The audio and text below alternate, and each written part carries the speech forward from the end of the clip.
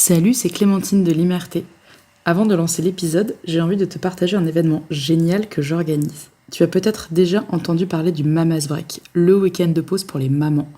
Après le succès des deux éditions de 2025, il y en aura donc trois en 2026, et le prochain est du 6 au 8 mars 2026. Il ne reste déjà que quelques places.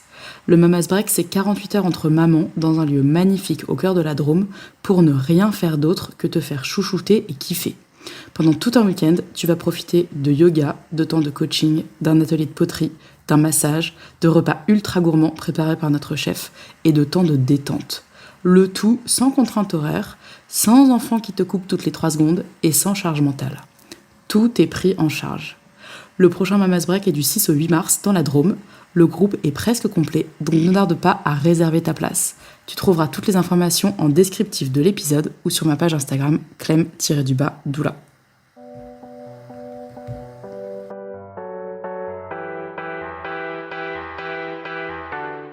Bienvenue sur mon podcast L'Imerté.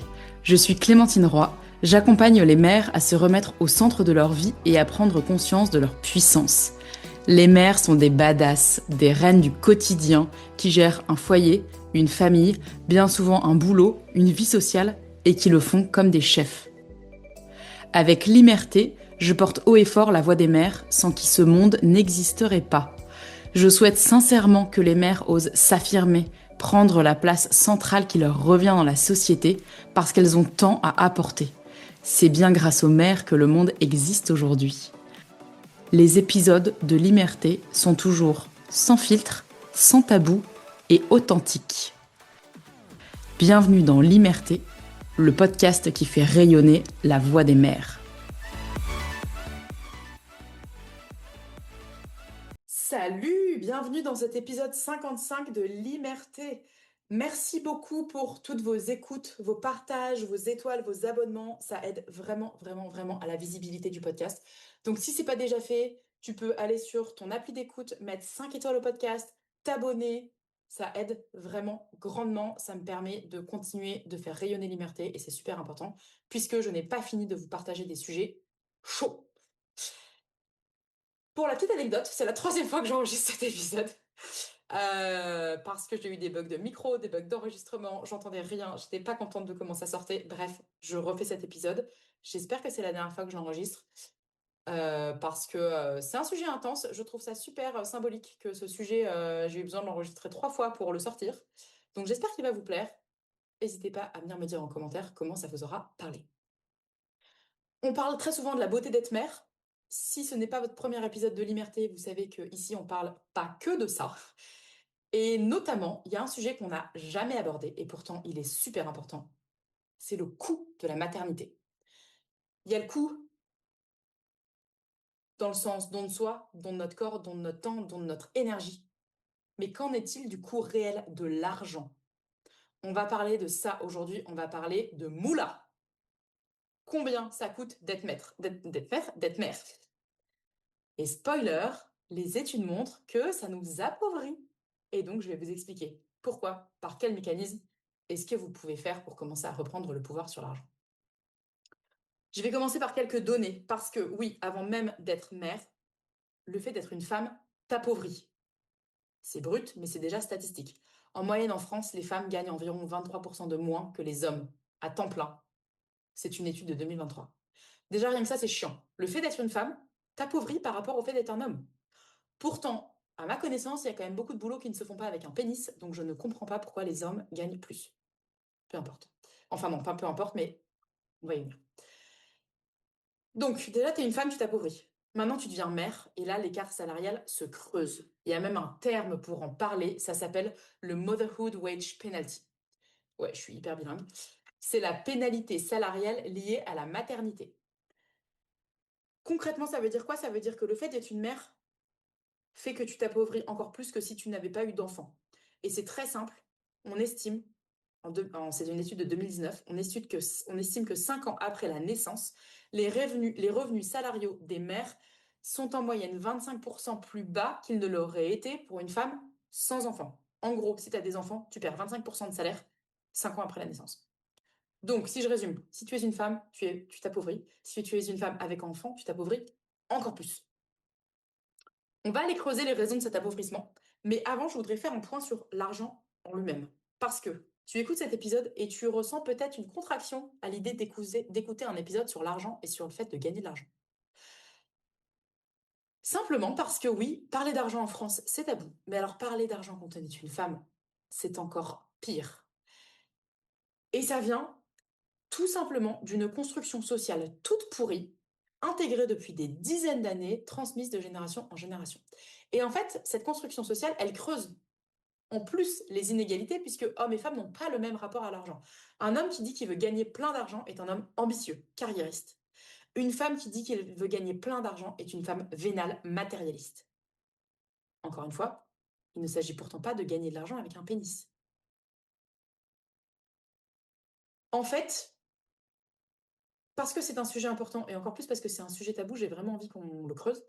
Et donc, je suis allée chercher des explications historiques sur pourquoi c'est mal vu quand on est une femme de parler d'argent. Je vais vous la faire super courte, mais je pense que c'est quand même important de l'avoir en tête. Avant la Révolution de 1789, les femmes étaient des marchandes publiques, c'est-à-dire qu'elles cultivaient, elles fabriquaient et elles vendaient le fruit de leur travail. Normal, et elles géraient leur argent. En 1804, Napoléon arrive et décide que les femmes mariées n'ont plus aucun droit. Il retire tous leurs droits aux femmes mariées. Concrètement, les femmes mariées n'ont plus le droit de gérer leur argent sans l'aval de leur mari. Elles doivent demander l'accord du mari pour tout. C'est à cette période que se structurent le capitalisme et le patriarcat. Il y a des lieux de pouvoir qui sont officiellement interdits aux femmes. La bourse, l'accès à la bourse est interdit aux femmes. On ajoute des couches de bureaucratie pour complexifier l'accès de certaines choses aux femmes.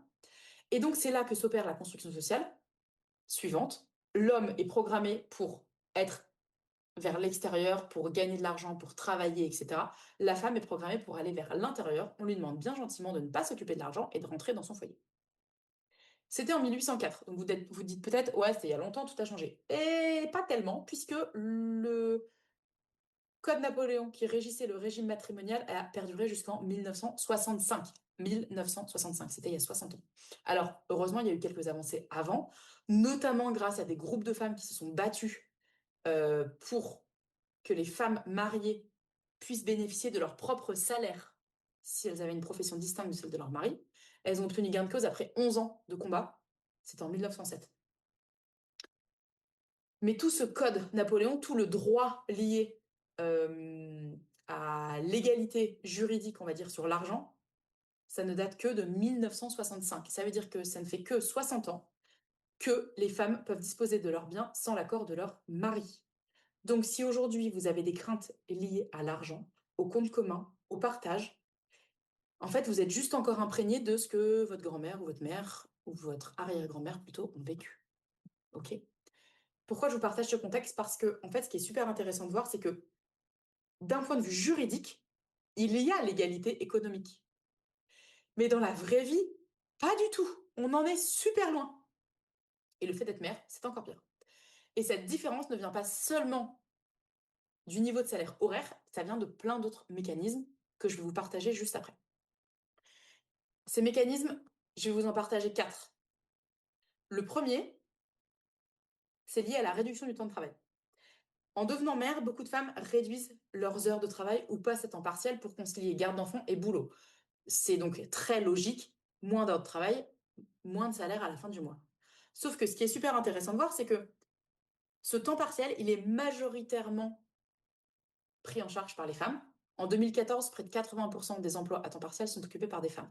Il y a 31% des femmes qui travaillent à temps partiel, alors qu'il n'y a que 8% des hommes qui travaillent à temps partiel. Et ce qui est très intéressant de voir, c'est que la raison principale de ces femmes qui sont à temps partiel, c'est s'occuper d'un tiers, enfant ou aidant, personne de la famille. Les hommes, quand ils passent à temps partiel, la raison principale, c'est pour développer une autre activité. Encore une fois, les femmes donnent de leur temps pour l'intérieur, pour le foyer. Les hommes prennent du temps pour se tourner vers l'extérieur. C'est pas du temps partiel qui est toujours choisi, c'est bien souvent du temps partiel subi. Et puis surtout, ce temps partiel, les femmes le prennent pour s'occuper des enfants, parce que souvent elles ont un salaire du coup plus bas que celui de l'homme. Donc, pour gagner pour économiser sur le coût des gardes, elles vont réduire leur temps pour elles-mêmes garder leurs enfants. En gros, elles prennent en charge un job qui est censé être payé, mais en étant moins payé. Donc, elles continuent de bosser sans avoir la rémunération. Trouver l'erreur. Deuxième mécanisme derrière cet écart salarial, c'est ce qu'on appelle les sorties de carrière. Chaque pause ou interruption de carrière freine l'accumulation d'expérience. C'est logique. Pour avoir de l'expérience, bah, il faut travailler. Sauf que quand on est une femme et qu'on devient mère, on a en moyenne 4 mois de pause de congé maternité. Et quand tu reviens de congé maternité après 4 mois, très souvent ce qui se passe, c'est que tu ne te sens pas légitime à demander une augmentation ou une promotion. Donc tu ne la demandes pas, donc tu perds encore un an, donc tu stagnes. Donc tu es catalogué comme la mère de famille. Pendant ce temps-là, ton collègue, qui lui aussi est devenu papa, il a demandé cette promotion, il l'a obtenue et il continue de grandir, et donc son salaire continue de grandir avec lui. C'est lié à des mécanismes très sociétaux également, hein. Il n'y a qu'à voir la durée des congés maternité-paternité. Le soutien apporté aux parents, il est nul. Et ça a un impact à court terme sur le salaire, mais à long terme sur l'évolution de la carrière. Le troisième mécanisme en place, c'est la discrimination, qui est souvent invisible. Souvent, une femme qui va devenir mère, elle est perçue comme moins productive, moins disponible, moins efficace au travail. Un homme qui devient père, c'est magnifique, il est fort, il gère tout. Ça se voit beaucoup dans l'organisation et ça se joue souvent de manière invisible dans les entreprises.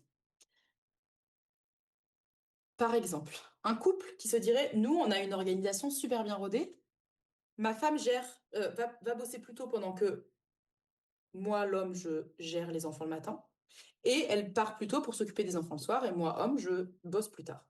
En gros, il y en a un qui gère le matin, souvent le père va gérer les enfants le matin, et la mère va gérer les enfants le soir. C'est totalement inefficace. Car tu es une femme. Tu arrives plus tôt le matin, car c'est ton conjoint qui gère les enfants. Tu arrives plus tôt. Génial, mais personne n'est là pour te voir. En revanche, tu pars plus tôt. Donc les réunions après 16 heures, c'est mort. Tout le monde remarque que tu pars plus tôt. Tu es catégorisée mère de famille. Ton conjoint, à l'inverse, il gère les enfants le matin. Donc il arrive plus tard au boulot. Et donc quand il arrive plus tard au boulot, il peut dire à tout le monde qui le voit, j'ai déposé mes enfants à l'école ce matin. Il est catégorisé papa investi.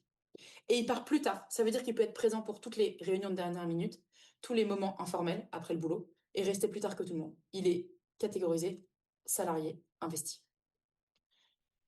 L'idée, évidemment, c'est pas de blâmer les hommes, c'est juste de conscientiser que parfois, une organisation qui paraît équitable sur le papier ne l'est en fait pas du tout. Et de regarder les rapports invisibles qui se jouent. Pour qu'une carrière grandisse,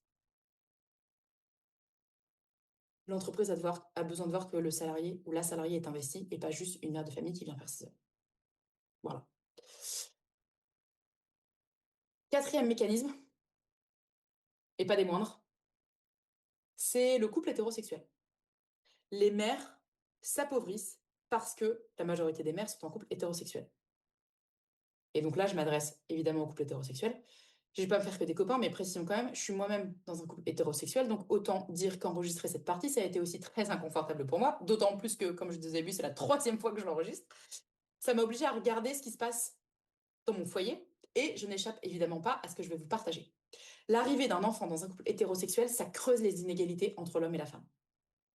Déjà parce que une étude de 2019 a montré que juste le fait de devenir parent, les mères vivent une baisse de salaire alors que les pères bénéficient d'une légère hausse de salaire, pour toutes les raisons évoquées plus tôt. Mais aussi parce que l'arrivée d'un enfant coûte cher. L'Observatoire Leclerc, en 2019, a calculé qu'en moyenne, le budget consacré à un enfant entre sa naissance et ses 3 ans, c'est quasiment 17 000 euros sur 3 ans. Ça revient à peu près à 500 euros par mois. Sauf que ce coût n'est pas du tout porté à 50-50 par le père et la mère, puisque il y a le coût de l'enfant, ce coût-là, dont on vient de parler, qui pourrait être en soi à 50-50. Mais en fait, bien souvent, ce coût-là, il appauvrit les femmes, il appauvrit les mères, puisque il y a tout le coût invisible qui n'est pas pris en compte. Je disais plutôt, les femmes vont passer à temps partiel pour s'occuper de l'enfant, mais donc en fait, elles perdent en salaire parce qu'elles travaillent moins, mais en plus, elles s'appauvrissent parce le couple, enfin, ouais, elles s'appauvrissent parce que elles font un job, la garde d'enfants, qui n'est pas rémunéré. Et pendant ce temps-là, le conjoint, lui, ne dépense pas d'argent en garde d'enfants, mais ne garde pas non plus ses enfants. Donc lui, il continue d'avoir... En fait, lui, il gagne en salaire. Et souvent, on dit que la femme s'est mise à temps partiel pour gérer les enfants, pour faire des économies dans le couple. C'est faux. Si vous ne faites pas des économies dans le couple, l'homme gagne plus d'argent et la femme s'appauvrit. Puisque la femme gère les enfants sans être payée et l'homme ne paye ni sa femme, ni quelqu'un pour garder ses enfants et il continue de travailler, donc il gagne de l'argent. Et donc le fait d'être dans un couple, à ce moment-là, dans un couple hétérosexuel, ça appauvrit les femmes. C'est aussi très lié au rapport à l'argent dont je parlais au début. La construction de la féminité, c'est le don. Les femmes donnent leur corps, leur lait, leur temps, leur énergie. Une femme donne, elle est faite pour ça. C'est un honneur même de donner. Donc commencer à calculer, ce n'est pas du tout féminin. Et tant qu'on continuera d'associer la féminité au don, donc à la gratuité, ça ne pourra pas marcher.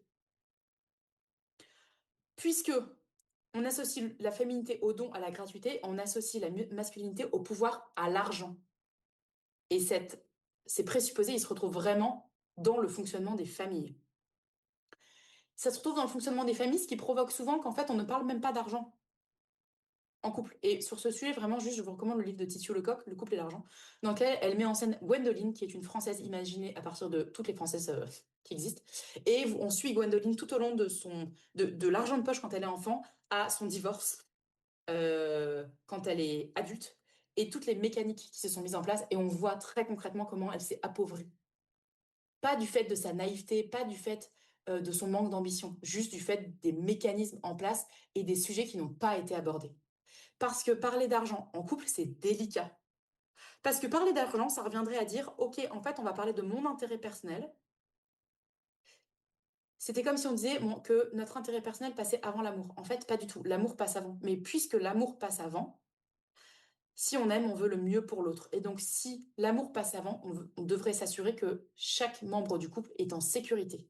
Et la sécurité, elle n'est pas que affective. La sécurité, elle est avant tout économique. Si vous ne parlez pas d'argent dans votre couple, il y a fort à parier que c'est parce que vous vous appauvrissez. Pour toutes les raisons évoquées tout plus haut, mais aussi, bien souvent, parce qu'en fait, vous ne payez pas la même chose. Et ça, c'est la théorie du pot de yaourt qui est évoquée par Titiou Lecoq. La théorie du pot de yaourt, c'est de dire que souvent, le gros salaire va payer les grosses dépenses, le petit salaire va payer les petites dépenses. Souvent, et statistiquement, le gros salaire, c'est l'homme, donc il va payer les grosses dépenses visibles, un crédit immobilier, une voiture.